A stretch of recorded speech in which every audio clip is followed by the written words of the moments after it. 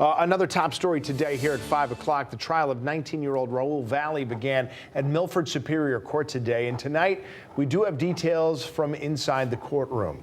Valle is accused of killing 17-year-old James McGrath and injuring 3 others at a house party in Shelton back in 2022. Fox 61's Alicia Hercules is outside the courthouse with what happened in court today.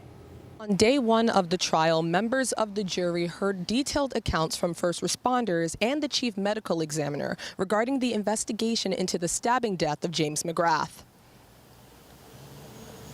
First responders recounted a hectic and chaotic scene when they first received 911 calls to report the stabbing.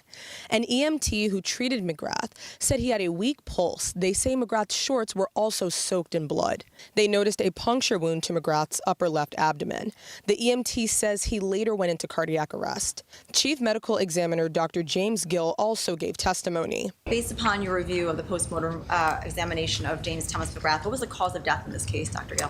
The stab wound of the torso. And what was the manner of death? A homicide. And if you could please explain your reasoning to the jury as to why it was a homicide.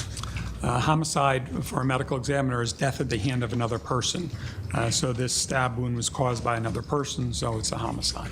The defense did question if the injury could have possibly come from glass or another sharp object. The chief medical examiner says because of the size and shape of the wound, it's extremely unlikely. Sergeant Richard Bango with the Shelton Police Department also took the stand.